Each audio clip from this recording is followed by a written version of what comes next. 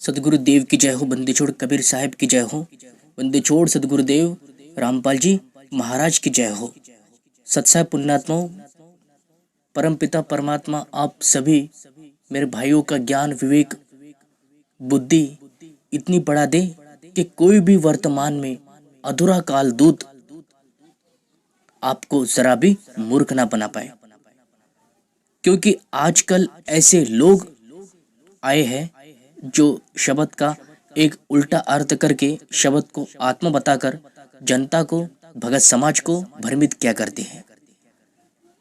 अगर आपने ये सोचा नहीं कि शब्द होता क्या है, अपनी बुद्धि से थोड़ा तर्क लगाओ कि शब्द किसे कहते हैं, नाम किसे कहते हैं। व्यक्ति का एक नाम होता है, हर एक तत्व का उसका अपना निज नाम होता है। वो नाम उसका परिचय देता है कि उस चीज का उस तत्व का ये नाम है, उस चीज का उस तत्व का उस पदार्थ का ये नाम होता है। नाम और शब्द दोनों एक है। परमात्मा ने हमेशा ही शब्द की बात कही है। शब्द को किस तरीके से कबीर परमात्मा ने बताया है।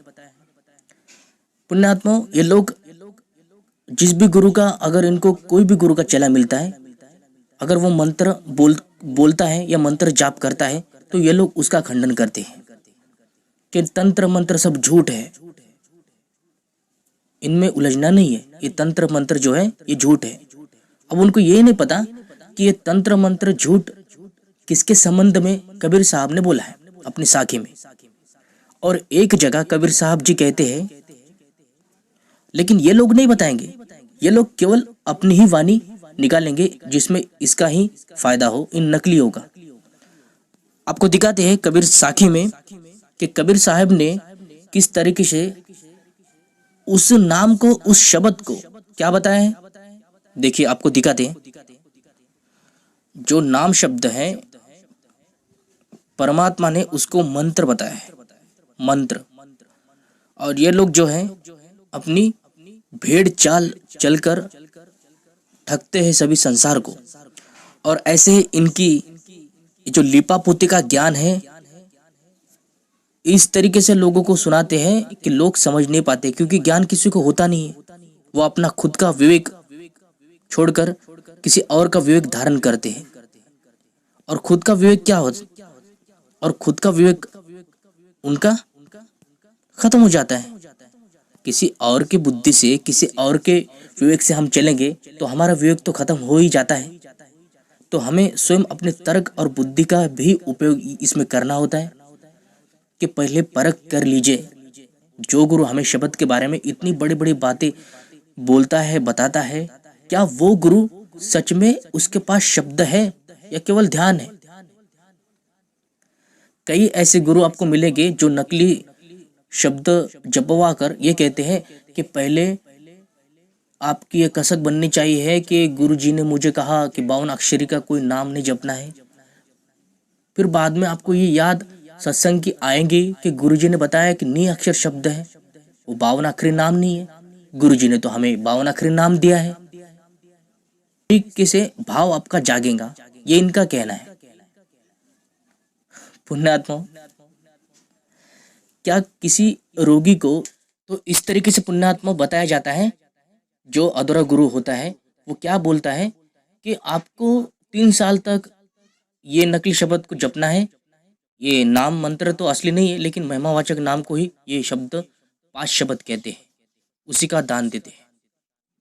और फिर 3 साल के बाद 4 शब्द को दिया जाएगा, ये इनका कहना है। तो इस तरीके से ये लोग भ्रमित क्या करते हैं। पहले कहते हैं कि 3 साल के लिए आपको एक नाम दिया जाएगा, 5 शब्द दिए जाएंगे, और वो शब्द होते हैं परमात्मा के महिमावाचक शब्द को ये लोग देते हैं। वो परमात्मा का महिमा के गुणगान करता है वो शब्द, उसको ये 5 नाम कहते हैं। प्रथम शब्द इसी को कहते हैं। और 3 साल के बाद आपको वो सार नाम, सार शब्द दिया जाएगा। उसकी भी कोई गारंटी नहीं है कि 3 साल के बाद दिया ही जाएगा। और नकली साधना ये लोग दे सकते हैं, ये कुछ भी दे सकते हैं आपको, क्योंकि इंसान इनके हाथों ऐसे बेवकूफ बन जाता है। अब ये कुछ भी बताए उनको तो सामने वाले भगत आत्मा को, खोजे आत्मा को ये लगता है ये गुरु पूर्ण गुरु है, काफी बड़ी बड़ी बातें करता है, अच्छा लगता है, मीठा बोलता है। यही सबसे बड़ी गलती है आपकी। हर मीठा बोलने वाला इंसान गुरु नहीं होता। हर मीठेपन को, उसके पीछे का जो विष है वो आप अपनी आंखों से देख नहीं पाते हो। कबीर साहब ने हमेशा अपने वाणी में बोला है कि बीजक की बाता कहे बीजक नहीं हाथ, ये पृथ्वी डूबन उतरे कहे मीठी मीठी बात। तो पुण्यात्माओं, संसार में ऐसे गुरु का जन्म इसलिए होता है कि ये संसार को डुबाने के लिए ही जन्म लेते हैं, संसार को अंधकार में ढकेलने के लिए ही जन्म लेते हैं, और वो अपने कार्य में लग जाते हैं, संसार को भटकाने में लग जाते हैं। और संसार में ऐसे कई प्राणी होते हैं जो नकली गुरु के चक्कर में फंस जाते हैं, फिर वहां से उनको निकल पाना आसान नहीं होता। तो क्या किसी रोगी को अगर कोई बीमारी हो और उसको डॉक्टर कहे कि अभी इलाज नहीं करूंगा, अभी तुम्हारा इस रोग का इलाज नहीं करूंगा, लेकिन आपको मैं एक दवाई देता हूं जो उस रोग की नहीं है, जो उसको रोग है उस रोग की दवाई वो नहीं है, कोई अन्य दवाई डॉक्टर दे, तो क्या 3 साल तक वो रोगी इंसान जीवित रह पाएगा? कदापि नहीं। तो इस बात को समझो कि जो रोग है उसी रोग की दवाई उसके पास होनी चाहिए। जैसे डॉक्टर के पास जो भी मरीज जाता है और उसको जो बीमारी होती है उसका इलाज किया जाता है, वो दवाई उसको दी जाती है, जिसे वेद कहा जाता है। लेकिन ये संसार पूरा रोगी है, जन्म और मृत्यु का रोगी, और ऐसे नकली शब्द को देकर उस जीव आत्मा का कितना बड़ा नुकसान होता है, क्या आपने कभी सोचा है? नहीं। मतलब 3 साल तक आपको नकली शब्द को जपना पड़ेगा, 3 साल तक बर्बाद, 3 साल का वक्त बर्बाद, 3 साल खराब ये लोग करते हैं, क्योंकि इनके सत्संग, इनका ज्ञान सुनकर उनके पास आप जाते हो, इनको परम गुरु, परम आत्मज्ञानी मानते हो, लेकिन ये होते नहीं है। काफी मसालेदार बात करने वाला गुरु, काफी मसालेदार बात करने वाला गुरु, इधर उधर की चटर पटर करने वाला गुरु आपको भाता है। भाई उतना ही आवश्यक होता है जितना ये जीव समझ पाए। ज्यादा का बोलना भी जीव संभाल नहीं पाता है। ज्ञान आखिर इस बुद्धि में कितना समा सकता है जीव? तो सदगुरु रामपाल जी महाराज ने जितना ज्ञान बताया है उतना इस जीव के लिए पर्याप्त है। ये संसार ऐसे ही बकवास करता रहता है। इस संसार की बकवासी बातों में आपको नहीं आना है। बेतु की बातें किसी काम के आने वाली आपको नहीं है। सदगुरु का एक वचन भी अगर आप सुनते हो तो वो आपका कल्याण करवा सकता है, और इन नकली गुरुओं का लाखों हजारों वचन सुनकर भी आपका 1% भी इसमें कल्याण नहीं है। पूर्ण संत, पूर्ण गुरु के वचन में एक सत्संग का सार इनके हजारों और लाखों सत्संग को फेल कर देता है। इस बात को अच्छी तरीके से समझ लो। तो पुण्यात्मों, जो रोग है उसी का इलाज, दवाई खानी पड़ेगी। जो रोग होता है रोगी को, इस संसार में ये काल का क्षेत्र है। जितने आत्मा इस संसार में फंसे हैं उसको बाहर निकालने के लिए हमें असली सार शब्द मंत्र का ही जाप करना पड़ेगा, वो भी सदगुरु से लेकर। वो कोई ध्यान नहीं है, ध्यान के अतिरिक्त इनके पास कुछ भी नहीं है। ये केवल आपका समाधान करने के लिए ये 5 शब्द देते हैं, जय गुरु, जय साहेब, जय बंदी छोड़। ये कोई नाम नहीं है।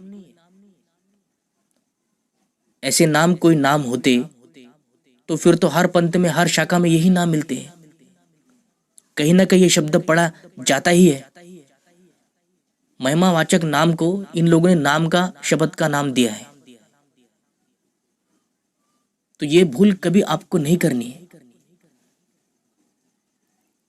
परख कर लो गुरुओं की, शब्द की। तो सबसे पहले बात करते शब्द होता क्या है, आपको दिखाते। ये देखिए, अच्छी तरीके से इसे देख लो, ये शब्द है। शब्द का अर्थ गूगल पर चेक करो, किसी के अन्य बातों में आने की आपको आवश्यकता नहीं है। कोई भी संत तिलक लगाकर बैठ जाता है, आश्रम खोलता है, सफेद वस्त्र पहनकर आपके सामने आता है, कबीर साहब की वाणी बोलता है, उस पर सत्संग करता है, तो आप उसको गुरु मान लेते हो, सदगुरु मान लेते हो?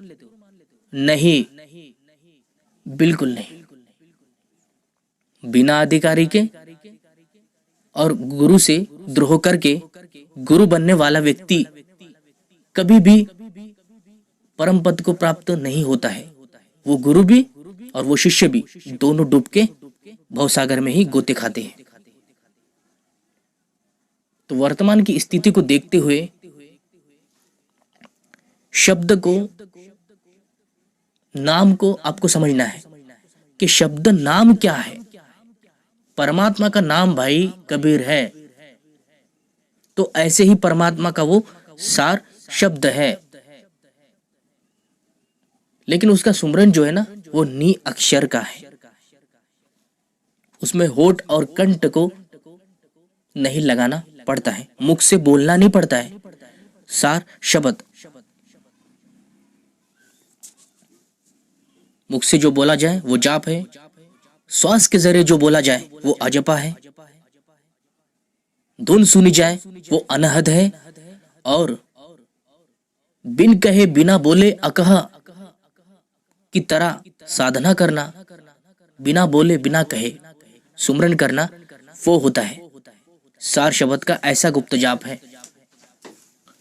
कोटि नाम संसार में तिन से मुक्ति ना होए, सार शब्द का गुप्त जाप बिरला जाने कोई। वो गुप्त जाप है और उसको बिरला ही जानता है।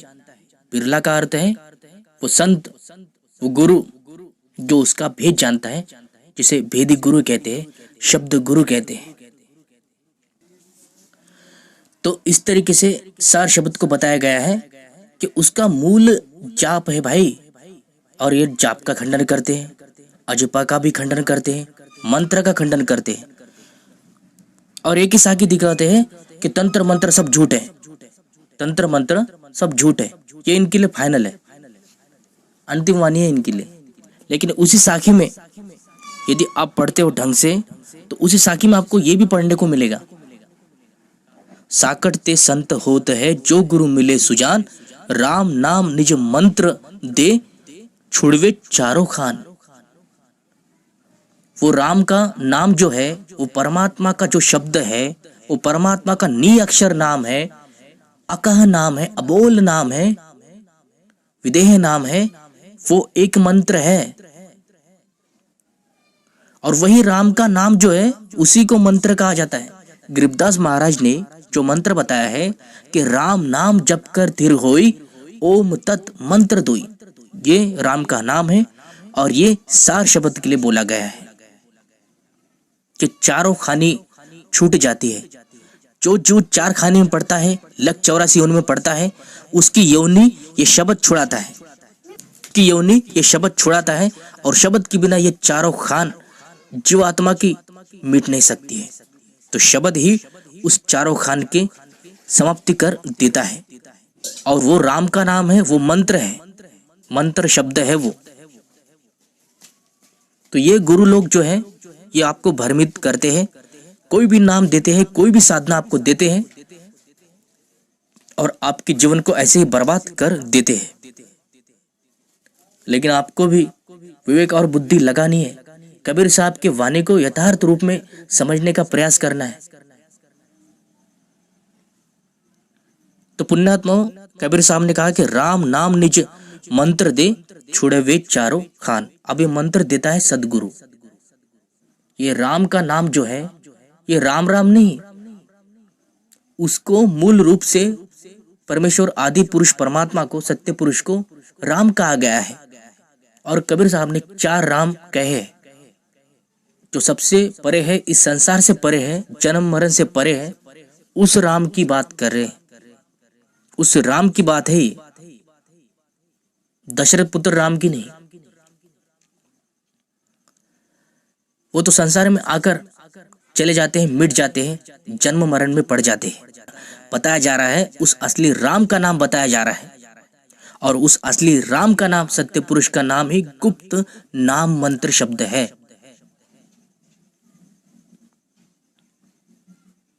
तो आपको भ्रमित नहीं होना है, यही आपको बताना था।